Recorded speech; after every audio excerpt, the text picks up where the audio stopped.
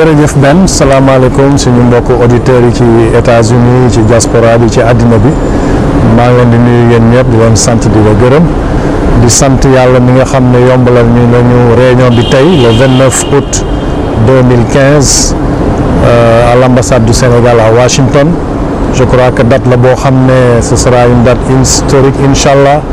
ndax yàlla jàppale la ñu dimbale nañu mbooloo mi ñëw na ñu liggéey ci ni mu gënee rafet dajale def li ñu fi dajale woon muy lan créer benn noyau bu mën continuer léegi di coordonner projet bi nga xam ne la ñu jug pour sanc ko muy projet de banque pour la diaspora sénégalaise aux États-Unis et à travers le monde même suñu mbokk yi nekk Sénégal bokk nañ ci banque bi nag li ko tax a jóg lii la bés dañu demoon New York en 2012 président Macky Sall invité diaspora sénégalaise bi yëpp sans distinction de race religion parti politique pour wax ak sénégalais yi keroog ba mu toogee wax ak ñoom dafa mel ne un président de conseil d'administration buy rendre compte à ses actionnaires mu leen gaañi kat jël naa réew mi maa leen di gërëm yéen a ma jàppale ba ma jël ko mais lii laa fi fekk réew mi suñu budget ça fait à peu près $2,500 buñ ci fee fonctionnaires yi la ca des du bëre ak fonctionnement wu état bi à peu près 400 milliards moo ci des 400 milliards kenn mënu ci defar réewu 14 millions mu ne nag yëg naa ne yéen diaspora yéen sénégalais yi nekk bitim réew États-Unis Europe partout dans le monde banque centrale xamal na ma ko banque mondiale que xaalis bi ngeen di yónnee di ko dimbale seeni mbokk yi Sénégal pour jàppale leen ci xaalis boobu buñ ko nattee daal ëpp na 1,000 milliards CFA maanaam 1,000 milliards CFA mu ne kon yéen lu tax lu leen tere créer leen banque ma jàppale leen ñu ànd liggéey bokk ci ñuy développer Sénégal loolu laa leen yéeneel am na ay privé yu ko mën def mais bu ma sañoon yéen diaspora yéen a koy créer 2012 bés boobu ba tey jii am ay benn noyau ci diaspora bi bu daje toog mais kat nañ leen xalaat ci yan yoon la ñu mën a teg ba mën créer une banque pour la diaspora départ bi bëri woon nañu lool maanaam ëppoon nañu 50 mujj gi ñu nekk 10 mujj gi 5 mujj gi 2 mais teewul bàyyiwuñu ñi koy dox di ko dox ba tey jii ñi am ay tontu yu am njëriñ muy lan bi ñu demee ba gis ne dina jafe pour dajale diaspora bi laaj leen ñu génne xaalis ñu créer banque dina compliqué ñu bind au chef de l'État son excellence le président Macky Sall ne ko président daal yow yaa mën dimbale diaspora parce que pour créer banque critère banque centrale des États de l'Afrique de l'Ouest BCEAO ça fait à peu près 10 milliards CFA caution bi c'est 10 milliards de francs CFA muy 20 millions de dollars ak ni diaspora bi disséminé à travers le monde ñii ngi États-Unis ñii ngi Europe dans plusieurs pays dajale leen pour ñu créer banque dina jafe trop ak répartition géographique bi ñu ne ko donc ñun li ñu xalaat daal stratégie bi ñu xalaat président mooy yow nga jël 10 milliards ci budget état bi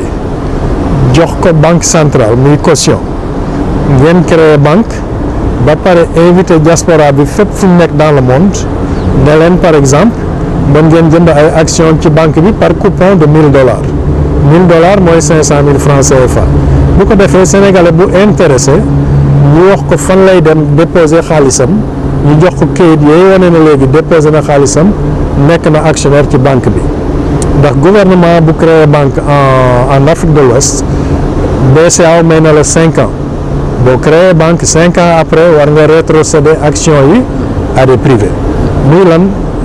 gouvernement en fait dañ ko bàyyi rek pour muy yombal création banque mais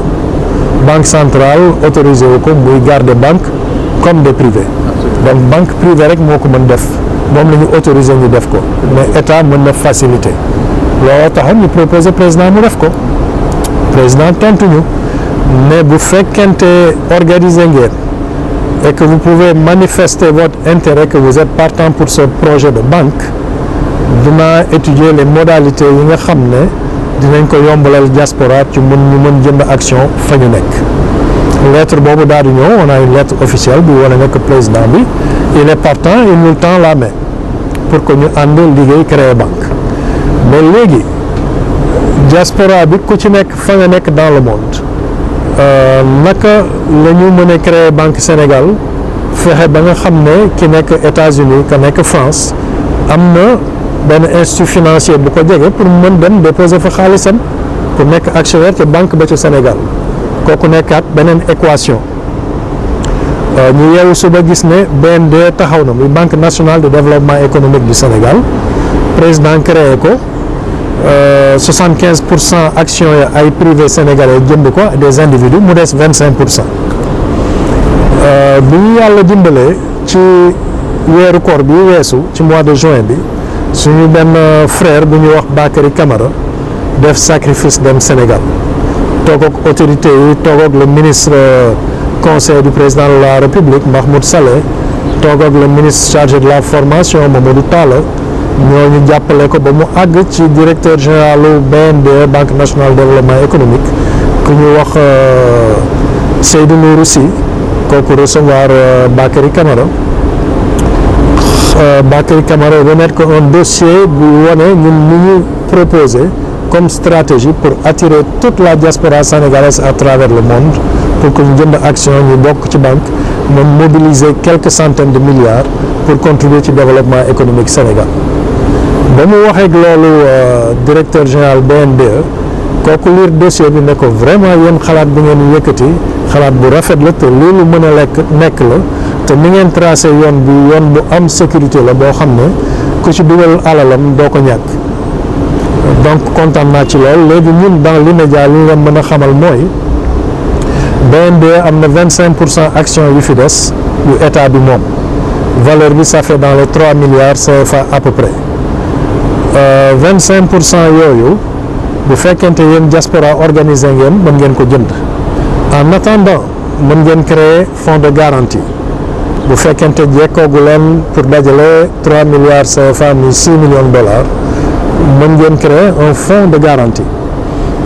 fonds de garantie bi naka lay fonctionner mooy que ñoom dañuy ubbil un compte bloqué pour la diaspora compte boobu xaalis bu fa dugg dootul génn mais li ñu mën a def léegi mooy en parallèle ñu créer société anonyme am suñu conseil d'administration bi accueillir ay projet de la diaspora décider yan projet ñoo ci rentable yan projet ñoo ci sécurisé yan projet ñoo am avenir buñ ko approuvé ñu yóbbu ko ca fonds boobu fonds ba garanti ko bu ko defee banque bi financer projet bi ou alors indi des partenaires étrangers yu ñuy indi technologie bi projet bi soxla pour ñu installer projet bi mu commencer fonctionner principe boobu daal di dégagé wu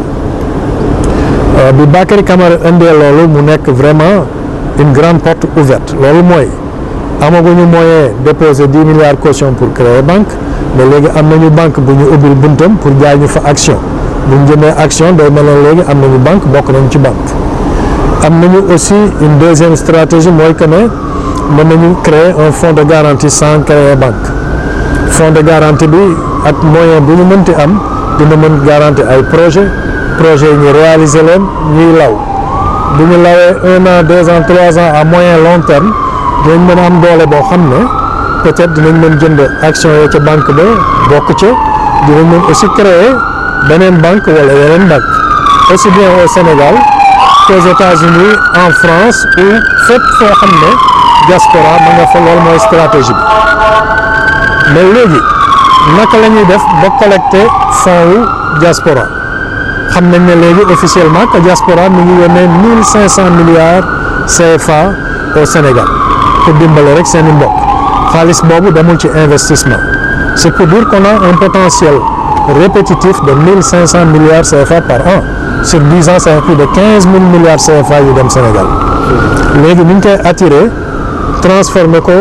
reconvertir ko mu dem dans l'investissement direct dem dans la réalisation des projets amal njëriñ diaspora bi ci seen bopp ñu bëgg dellu réew ma dellu fa gérer ji ay projet après formation si nécessaire ñu ne léegi stratégie bi lii la bu ñu ubbee le compte bloqué BNDE am fu fonds de garantie BNDE fépp fu BHS Banque de l'Habitat du Sénégal am dans le monde aux États-Unis en France en Europe BNDE mën na fa ubbi lu ñuy wax compte pivot loolu mooy banque bi ci boppam BNDE mooy ubbi un compte personnel au niveau de la BHS fu ñu nekk dans le monde invité léegi diaspora bi ku bëgg bokk ci fonds de garantie bi mën nga fa dem déposer sa $1000 muy 500 000 CFA ñu jox la benn reçu boobu nga jox ko conseil d'administration bi nga xam ne léegi créé nañ ko tey le 29 août 2015 à l'ambassade du Sénégal à Washington. Conseil d'administration boobu am nañu seen notaire au Sénégal, am nañu seen bureau d'étude, am nañu seen bureau aussi d'audit, am nañu aussi avocat d'affaires. Bu ko defee conseil d'administration bi day daal di yónnee reçu bi à notre notaire au Sénégal. Notaire bi defal les papiers juridiques yi war pour chaque actionnaire pour wane ne benn bokk nga ci fonds de garantie diaspora bi logé ci BNDE. fonds bi mën nañ ko tuddee fonds GAD, fonds de garantie pour la diaspora, mën nañu aussi tuddee ko leneen mais li ñu jàppagum mooy fonds GAD, fonds de garantie pour la diaspora. Donc à partir de maintenant peut-être dans 30 jours dina fekk ñu remplir formalité yëpp ubbi le compte BHS pivot, ça sera un compte BNDE. képp ku fa déposer sa $1000 day mel ne déposer nga ko ci BNDE moo jot xaalis bi directement dugal ko ca compte bloqué ba. projet bi ñu am conseil d'administration bi mooy approuvé projet bi, fonds bi garanti ko, projet bi ñu réalisé membre diaspora bi ñi nga xam ne actionnaire lañu ñooy dem gérer ji projet yooyu ba xaalis bañ ci dugal génn projet yooyu aussi ñu yaakaar ne dinañ jur. projet prioritaire bi nag mooy développement agro-industrie, modernisation de l'agriculture, parce que xam nañ ne mbayum ceeb